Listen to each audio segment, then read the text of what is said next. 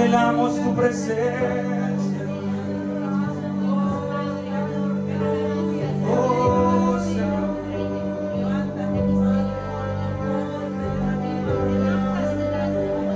anhelo tu presencia, Espíritu Santo.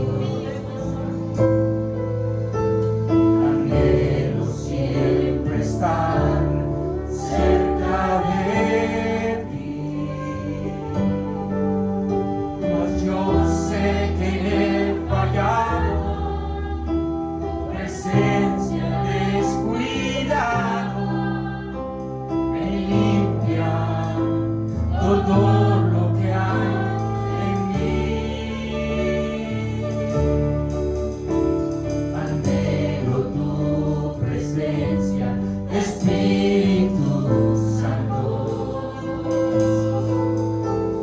Anhelo siempre estar cerca de ti, mas yo sé que he fallado, tu presencia descuidado, me limpia todo lo que hay en mí. Como paloma con tu gracia desciende,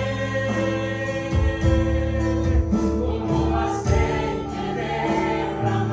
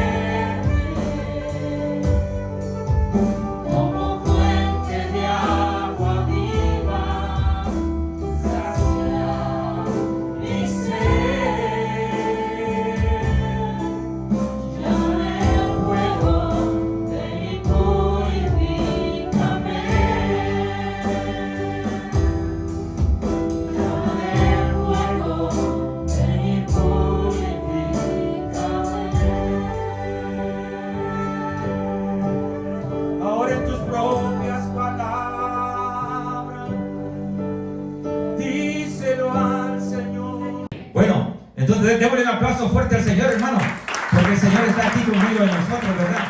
Y mientras el Señor nos tenga por acá, hermano, tenemos que echarle ganas, hermano. Anímese, hermano.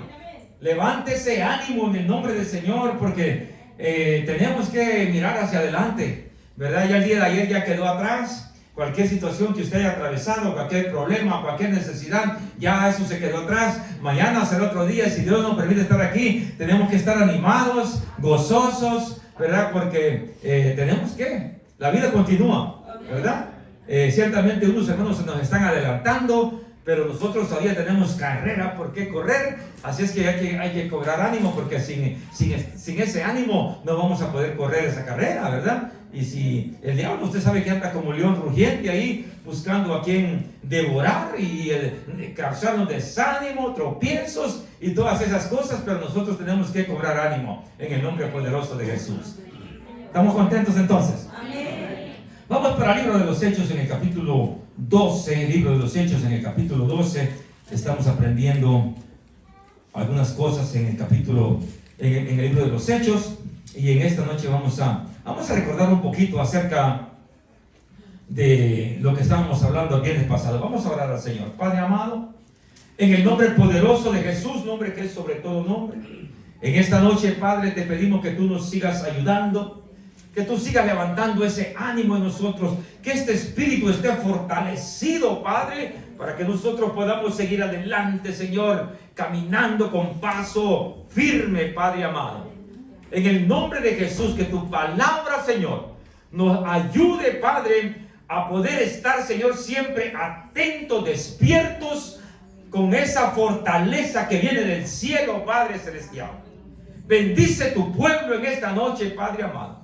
Aquellos que hemos venido a este lugar, Padre, aquellos que no han podido venir, Señor, donde quiera que se encuentren, sé tú tocando esas vidas, Padre amado. En el nombre de Cristo, reprendemos al hombre fuerte del valle del Antílope. En el nombre poderoso de Jesús, declaramos tu fluir, el fluir de tu espíritu en este lugar y en esta ciudad, Padre amado.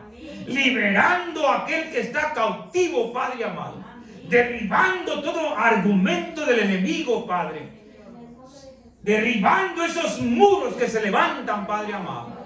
Rompiendo esas cadenas, Padre amado.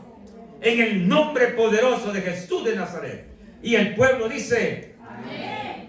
Amén y amén. Vamos a hablar un poquito en el capítulo 11. Vamos a recordar un poquito. ¿Quién se acuerda qué pasó cuando la primera iglesia en la casa de Cornelio? La primera iglesia fue en una casa, hermanos. Por eso nosotros tenemos que abrir nuestras casas, hermano, para que si un día quiere haber un estudio en su casa, ¿verdad? Abra su casa, hermano. Yo sé que ustedes tienen muebles caros, carpetas caras, pero ahí no quiere que uno entre porque se les ensucia, y los muebles caros y toda esa cosa, ¿verdad? Y a veces no queremos que nada se nos ensucie, especialmente con los niños que corren de aquí para allá, ¿verdad? Y a veces decimos, no niños, decimos nosotros, ¿verdad que sí? Pero ¿sabe qué? Muchos ministerios han nacido en hogares, en casas, en apartamentos, hermano. Y de ahí han nacido y se han multiplicado, y mucha gente se ha salvado. Y son obras que han nacido y por años, hermano, van a estar por ahí. ¿Por qué? Porque alguien abrió la puerta de su hogar para permitir que allí se congregaran los santos del Señor. Entonces estábamos hablando de que el Espíritu Santo se derramó en una casa, hermano, en la casa de Cornelio. Se derramó el Espíritu Santo, fueron llenos del Espíritu Santo, hablaron en otras lenguas, así como los apóstoles también recibieron ese revestimiento del Espíritu Santo. Hermano, también la primera iglesia, Cornelio, su esposa, sus hijos y sus amigos más cercanos y aún sus siervos estaban allí congregados, mis amados hermanos, y la gloria de Dios fue derramada en ese hogar. Gloria a Dios. Y los judíos que pensaban que solamente esto era para ellos, se quedaron atónitos, ¿verdad que sí? Amén. Se quedaron ellos como, ¿qué está pasando aquí? Ellos vieron que la presencia de Dios se derramó en el pueblo gentil, en aquellas personas que no se les consideraba dignas de recibir la presencia de Dios. Y cuando la presencia de Dios se derramó, se quedaron en nuestro pobre español, se quedaron sorprendidos. ¿Y qué pasó? Después Pedro regresó para Jerusalén y tuvieron una junta. Y ellos compartieron lo que había pasado en la casa de Cornelio con los gentiles. Mire, el testificar de lo que Dios hace es bueno. Nosotros debemos de testificar nuestras experiencias que tenemos con el Señor, contar esas experiencias. Porque es importante que alguien escuche esa experiencia que hemos tenido con Dios, esa llenura del Espíritu Santo, esos milagros que Dios hace en nuestras vidas, que alguien pueda escuchar que el Señor es poderoso. Dije que el Señor es poderoso. El hermano David decía ayer, gracias por ese entusiasmo que se les mira. A veces nos cuesta dar un gloria a Dios, ¿verdad? A veces nos cuesta dar un aplauso al Señor, un aleluya nos cuesta a veces. Pero cuando estábamos en el mundo, ¿verdad? Y aún los cristianos ahora en día, ¿verdad? Oh, los de México, el águila, los águilas, ¿verdad? Cuando mete el gol, ¿cómo se llama ese goleador de México? ¿Ah? Oh, entonces, eso quiere decir que no miran ustedes. Gloria a Dios por ahí. Pero a veces, hermanos, somos más entusiasmados con las cosas, ¿verdad? Que no tienen pecado, no hay ningún problema, ¿verdad? Pero yo creo, mis amados hermanos, que hablar de la grandeza de Dios es lo que debe de levantar esa ánima en nosotros, de lo que Dios hace, mi amado hermano, de lo que Dios está obrando, de lo que Dios está haciendo. Eso es lo que debe de exaltar el nombre del Señor, ¿verdad? Aleluya. Bueno, entonces, ¿qué pasó?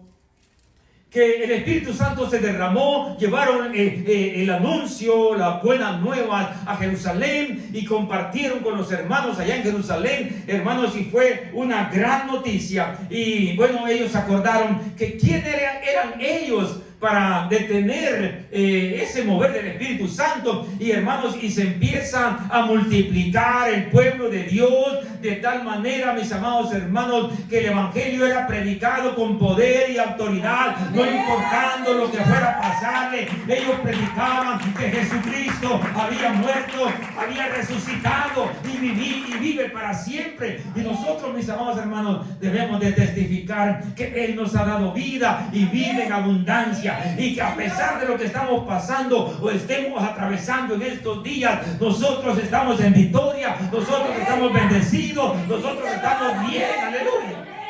Platicaba con un hermano estos días, no me acuerdo quién fue, y me contaba él de cómo en este tiempo difícil de esta situación que estamos atravesando, él me decía que no alcanza para terminar todo el trabajo que le ha llegado. Imagínese usted. Qué cosa, ¿no? Tanto trabajo, tanta bendición en estos tiempos difíciles. Entonces, por eso hay que alabar el nombre del Señor. ¿Verdad? Porque en el tiempo difícil es cuando vemos la mano de Dios glorificada, ¿verdad? Y la bendición de Dios está con nosotros. Bueno, entonces vamos a ir un poquito más adelante. Vamos a ver un poquito aquí en el verso número 19 del capítulo 11. Vamos a ver en el capítulo 19 dice la palabra del Señor. Ahora bien, los que habían sido esparcidos a causa de la persecución que hubo con motivo de Esteban, porque a Esteban lo apedrearon y lo asesinaron, ¿verdad? Pasaron hasta Fenicia, Chipre y Antioquía, no hablando a nadie la palabra, sino solo a los judíos. Pero había entre ellos varones de Chipre y de Cirene, los cuales cuando entraron en Antioquía hablaron también a los griegos, anunciando el evangelio del Señor. y la mano del Señor estaba con ellos, y gran número creyó y se convirtió al Señor. Alabado sea el nombre del Señor. Llegó la noticia de estas cosas a oídos de la iglesia que estaba en Jerusalén, y enviaron a Bernabé que fuese hasta Antioquía. Cuando llegó, vio la gracia de Dios, se regocijó y exhortó a todos a que con propósito de corazón permaneciesen fieles al Señor, porque era varón bueno, lleno del Espíritu Santo y de fe, y una gran multitud fue agregada al Señor. Después fue Bernabé a Tarso para buscar a Saulo, y hallándole le trajo a Antioquía. Y se congregaron allí todo un año con la iglesia y enseñaron a mucha gente, y a los discípulos se les llamó cristianos por primera vez en Antioquía. Un año Bernabé estuvo allí con Pablo. Un año discipulando a la iglesia, y por primera vez allí se les llamó a aquellos que habían creído en el Señor, se les llamó cristianos. Antes de esto se les llamaba los del camino, porque Jesucristo dijo: yo soy el camino. Pero aquí por primera vez se les llamó cristianos. ¿Por qué se les llamó cristianos? Ahora vamos a entender un poquito, ¿verdad? Porque cristiano no es aquel que pasa metido en la iglesia. Cristiano es todo aquel que es discípulo. Discípulo. Aquel que está aprendiendo de la palabra del Señor. Aquel que sigue a su maestro. Ese es un discípulo. Y los que estaban ahí por un año estuvieron discipulando a esta gente para que ellos se empaparan de la palabra de Dios y pudieran ellos predicar la palabra a otras personas. Para uno predicar la palabra, primero tiene que aprender, hermanos. Hay que aprender, ¿verdad? Nadie puede dar nada si no tiene nada. Entonces, hay personas, cristianos, que nunca han sido discipulados. Tienen años en la iglesia, pero nunca han tomado un discipulado para conocer quién es Jesús, para conocer cuál es el propósito de Dios, para entender lo que Dios quiere hacer con uno. Uno debe de meterse en la palabra del Señor, sentarse con el Señor y aprender de Él para hacer el ministerio que Él nos permita llevar a cabo. Pero la preparación es algo que toda persona que viene al Señor debemos de tomar por prioridad. Porque si no tenemos una buena preparación, no vamos a tener un buen fundamento. Y por eso es que a veces andamos con ideas que nosotros nos formamos y empezamos a decir: no, es que yo creo que así es. El otro dice: no, es que yo creo que como yo digo es. Y viene otra persona y dice: no, es que como yo digo así es. Y entonces, ¿qué pasa? Que no tenemos un solo fundamento. Entonces, cuando queremos enseñar a otras personas, ¿qué fundamento les vamos a enseñar? Tenemos que tener un conocimiento básico, por lo menos, de lo que es la palabra de Dios para poder discipular a otras personas. Si yo no he sido discipulado, ¿cómo yo voy a querer discipular a otra persona? Entonces, el ser discipulado es algo que nosotros debemos de llevar a cabo en nuestra carrera, en el trabajo del Señor. ¿Está conmigo todavía? Entonces, por primera vez se le llamó a ellos cristianos. Entonces, ¿qué es ser cristiano? Ser cristiano no es ser un ser humano, una persona. Porque usted escucha a la gente que dice: pobrecito aquel cristiano que mataron por allá. Pobrecito el otro cristiano que venía caminando por allá. Pobrecito este cristiano. Cuando yo trabajaba en Simi Valley, mi compañero de ride vivía en Lake Los Ángeles. Y un día llovió, y aquí por el desierto se hace un río bien grande, pasando las 50 más para allá. Y yo estaba esperándolo, y pues no llegó. Y yo dije: pues yo me voy, ¿verdad? Y me fui para mi trabajo, y él se quedó. Él llegó como a las 11 de la mañana, Y yo le digo, ¿y qué pasó? No, dice, el río se creció. Y fíjate que un cristiano se lo llevó el carro, el agua se llevó el carro. Y yo le digo, ¿y cómo sabes que era cristiano? Entonces me dice así enojado, me dice, ¿y qué va a hacer entonces? Y yo le dije, no, es que cristiano es un discípulo de Cristo. Cristiano es un discípulo de Cristo. Hay que seguir a Cristo para llamarse uno cristiano. Entonces, cristiano no es toda la gente. No, cristiano es aquel que ha entregado su vida a Cristo y le sirve y le sigue y vive para Él. Ese es un cristiano. Amén.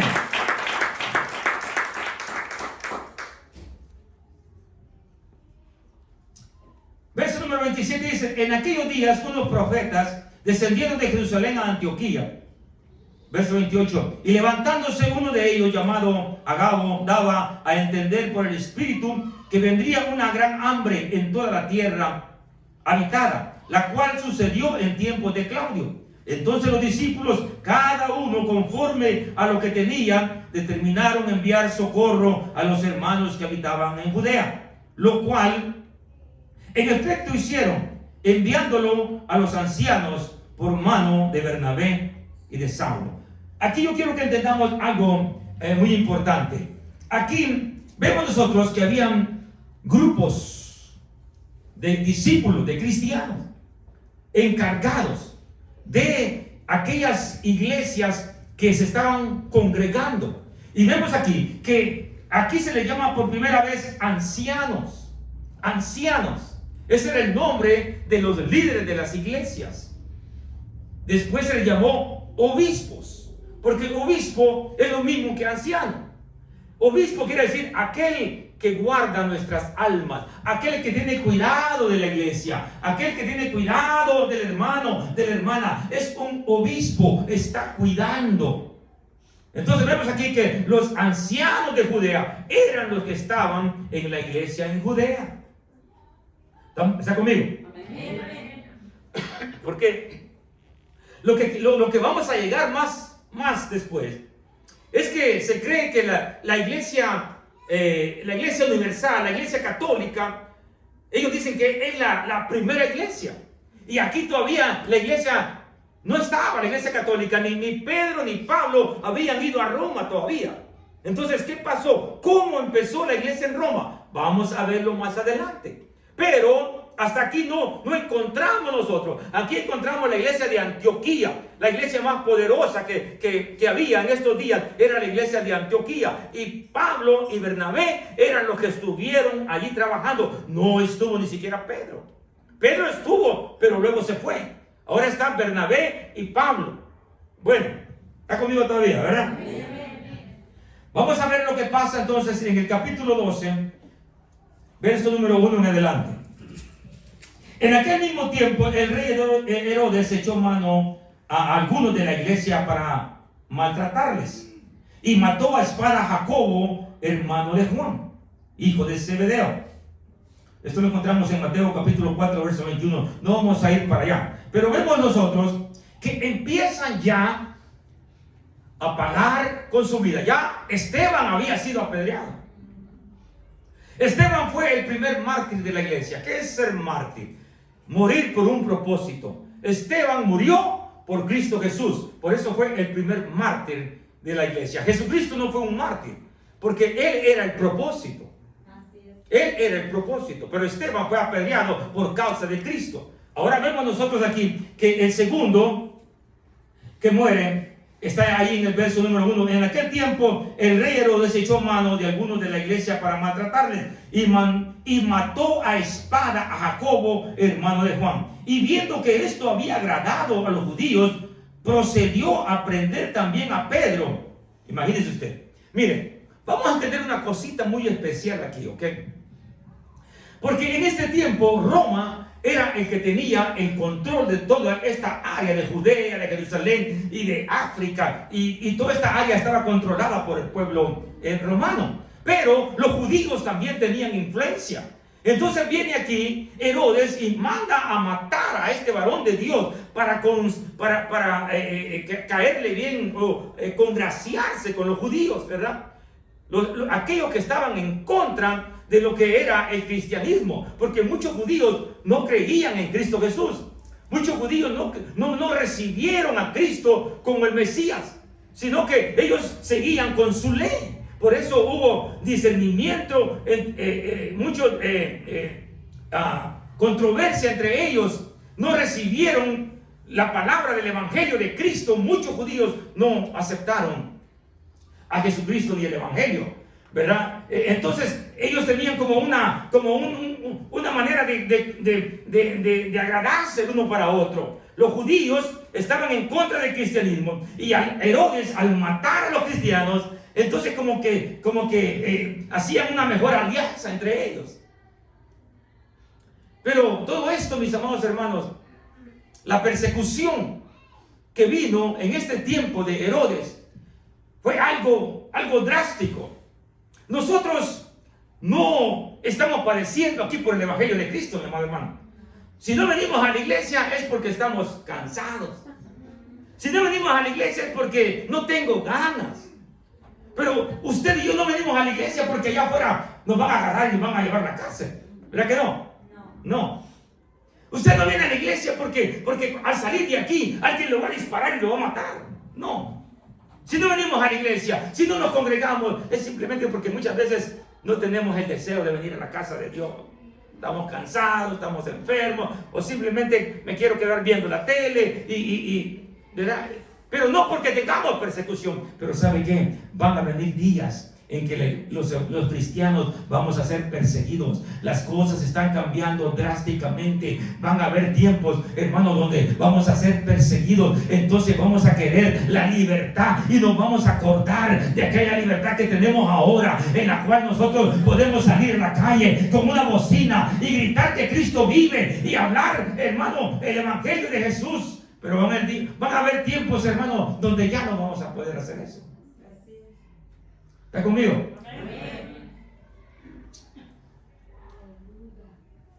Por lo menos en las escuelas ahora, para predicar el Evangelio en las escuelas, no puede entrar así nomás, tiene que sacar un permiso y a ver si se lo dan. ¿Por qué? Porque ahora estamos en una situación donde cada uno tenemos nuestra libertad de religión. Y si yo digo algo, puede que ofenda a otro que cree en otra cosa.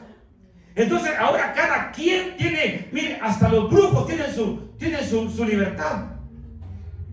¿Y sabe qué? Lo más tremendo, que muchas veces a esta clase de grupos satánicos se les da más libertad que a aquellos que hablamos el Evangelio de Jesús. Es tremendo. Y la cosa se va a ir poniendo más peor. Las cosas van a ir empeorando cada día. Más limitación para los cristianos. Bueno, aprovechemos ahora, mis amados hermanos. Aprovechemos ahora a predicar la palabra del Señor. Aprovechemos ahora a congregarnos, a alabar el nombre del Señor, porque van a venir tiempos difíciles. Estos hombres no les importó. No les importó. Por muy difícil que estuvieran las cosas, a ellos no les importaba dar la vida por el Señor, porque ellos sabían que lo que ellos habían recibido no era algo de hombre. Lo que ellos habían recibido era poder del cielo. Lo que ellos miraban con sus ojos no era algo que hombre pudiera hacer. Solamente la presencia de Dios podía hacer los milagros que ellos a través de ellos. Lo que ellos hablaban no era palabra de hombre, era palabra de Dios. Por eso cuando hablaban la palabra, la gente se compungía de corazón y se quebrantaban y se humillaban y entregaban su vida a Cristo, porque hablaban una palabra que venía del cielo, y esta palabra es una palabra poderosa. Aleluya. La palabra de Dios es poder, hermano, para todo aquel que cree, ¿verdad? Aleluya. Entonces sigue diciendo la palabra del Señor ahí. Número 3, y viendo que esto había agradado a los judíos, procedió a prender también a Pedro. Mire, qué tremendo. Ahora ya había matado a Jacobo, hermano de Juan. Ahora vamos a meter a la cárcel a Pedro para que miren y se den cuenta el poder que había en este ejército romano, en las autoridades romanas. Vamos a meter a Pedro para que se pudre en la cárcel. Eso es lo que el diablo quiere, amados. Y eso es lo que el diablo quiso también. Por obra del diablo obraron estas personas. Por obra del diablo. El diablo quiere destruirnos. El diablo quiere meternos en la cárcel. Cárceles de tristeza, cárceles de enfermedad, cárceles de desánimo, cárceles de diferentes clases, mis amados hermanos. Eso es lo que el diablo quiere. ¿Para qué? Para que estemos tras las rejas, ¿verdad?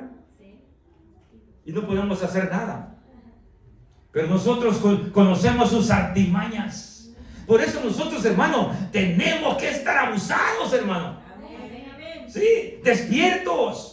Porque el diablo te puede meter en una cárcel, quizás no una cárcel física con rejas, pero cárceles mentales.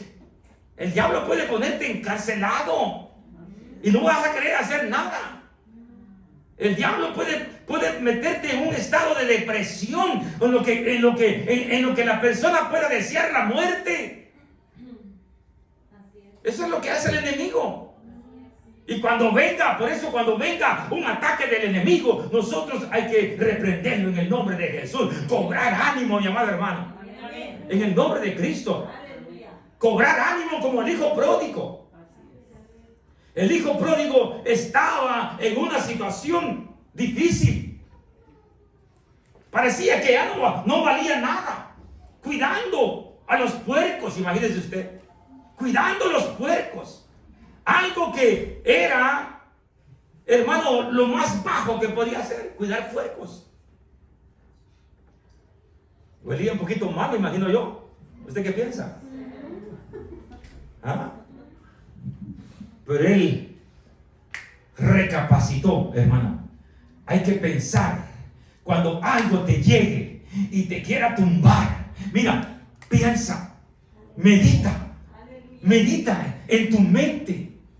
El hijo pródigo, él recapacitó estando en esa situación y dijo: ¿qué estoy yo haciendo aquí cuidando puercos? Cuando mi padre tiene propiedades, tiene riquezas, tiene todo lo que yo puedo desear.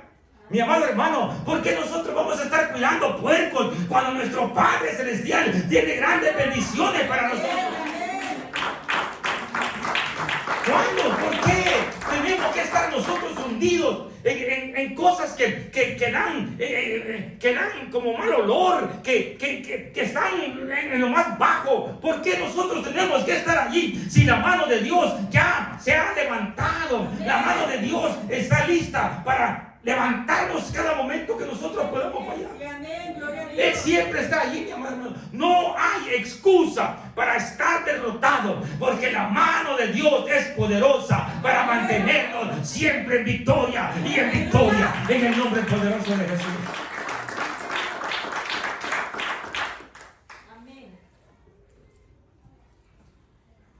Y viendo esto que había agradado a los judíos, procedió a prender también a Pedro. Y eran entonces los días de los panes sin levadura. Y habiéndole tomado preso en la cárcel, entregándole a 4 grupos de 4 soldados cada uno. 4 grupos de 4 soldados. ¿Cuántos soldados eran? 16. 16 soldados para un solo hombre. ¿No cree usted que era demasiado? ¿Verdad? Ya estaban como los policías aquí, ¿verdad? Agarran a alguien, a un solo ahí desarmado, y se le vienen como unos 6, 8 encima, ¿verdad? Y si no lo matan de un balazo, lo matan con la rodilla, ¿no? ¿Usted sabe cómo? O del peso de todos arriba, ¿verdad?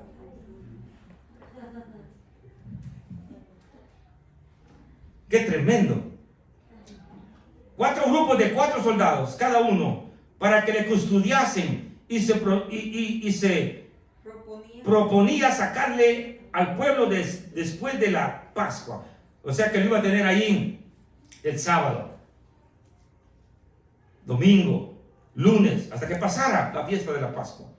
Toda la semana, hasta que terminara todo. Entonces pensaba sacarlo. Pero, mi amado hermano, el hombre puede tener planes malos para nosotros.